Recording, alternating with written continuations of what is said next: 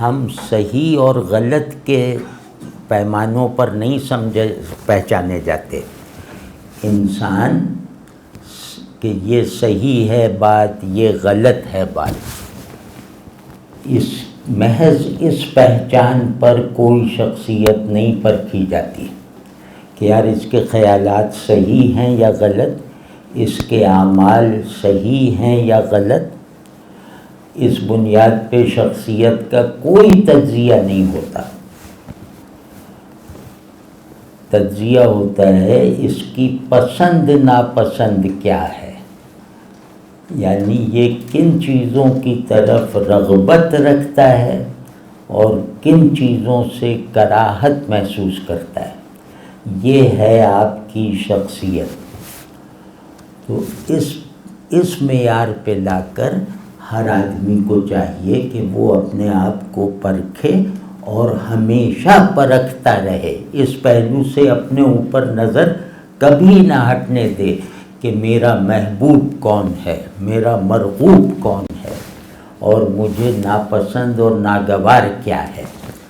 تو اس سے آپ بالکل خود اپنی نظروں میں کھل کے سامنے آ جائیں گے کہ میں ویسے تو تقریر کر رہا ہوں بیٹھ کر، میں وہ خوب عقائد کی تفصیل اور فلسفہ پڑھانے کا جو سارا ساز و سامان ہے اب وہ سب فرض کیا کر رہا ہوں.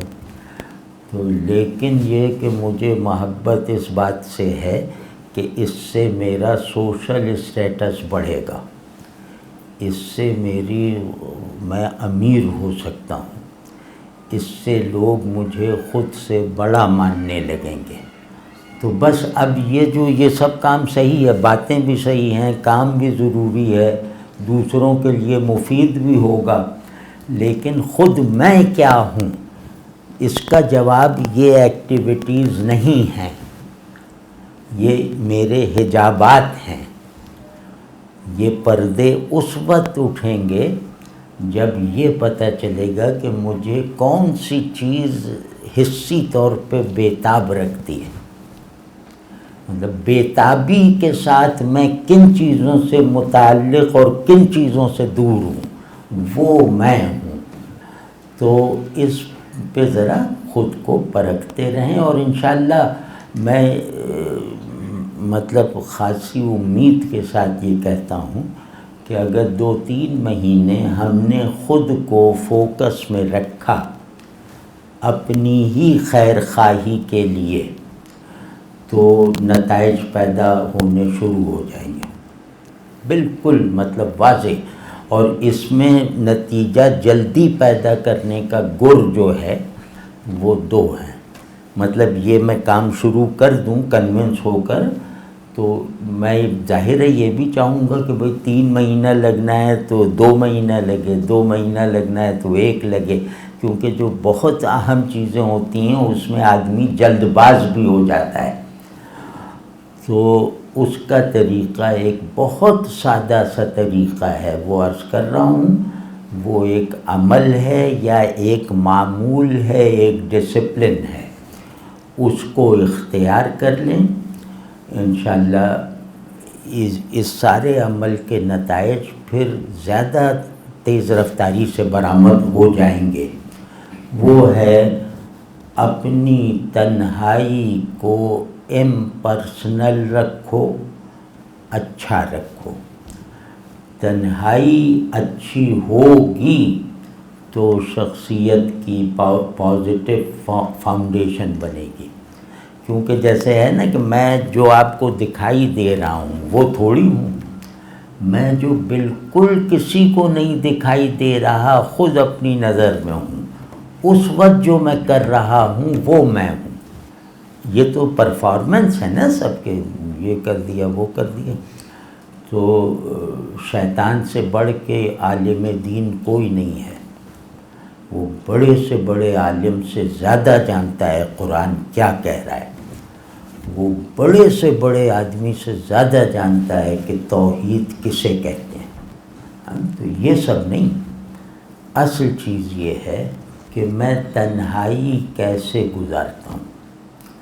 تو تنہائی کو یا تو روشن رکھیں یا اس کو پروڈکٹیو بنائیں.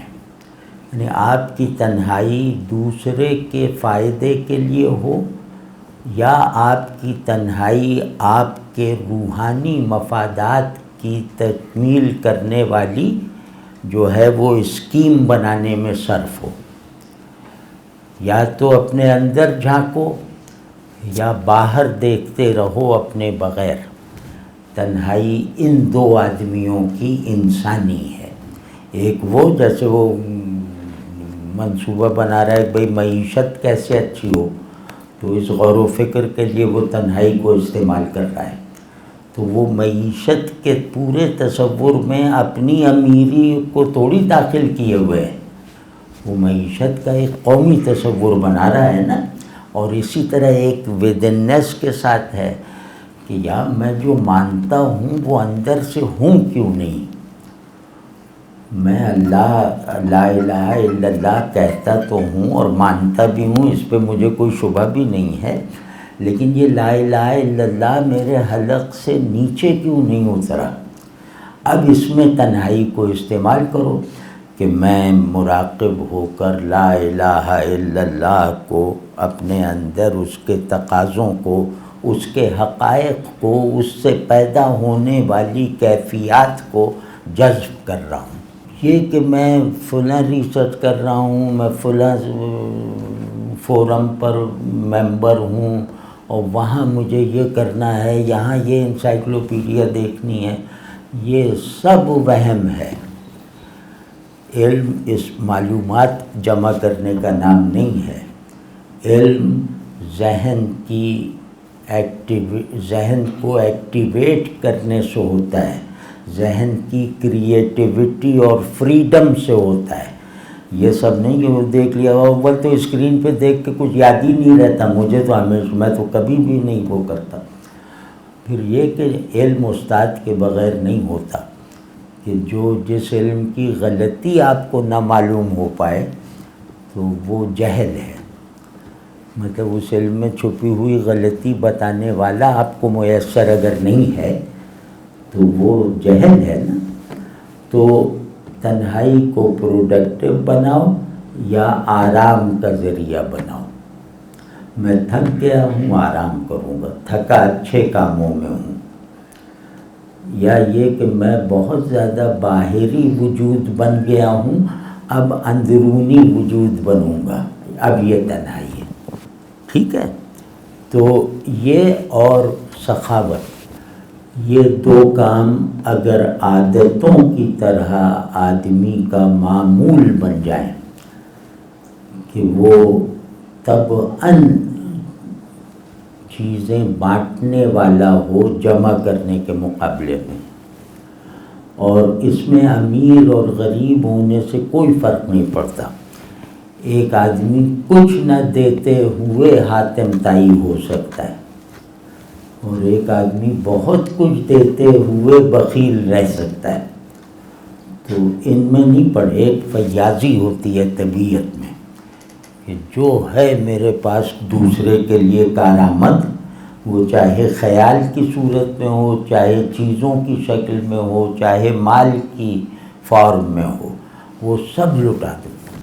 سمجھے؟ فیاضی اس کو کہتے ہیں کہ ایک فیاض آدمی جس کو آپ سے کچھ نہیں لینا سوائے ان چیزوں کے جو اس کے ذہن میں کارآمد ہوں، اس کے دل کے لیے مفید ہوں، اسے آپ سے اپنے جسم کے لیے کچھ نہیں لینا. تو اب اس سے تربیت ہو جائے گی نا کہ آپ کی ضرورتوں کی سطح بلند ہو جائے گی. ہم سب ایک دوسرے کے ضرورت مند ہیں نا. فرق اس سے پڑتا ہے کہ یہ ضرورت مندی کی نوعیت کیا ہے.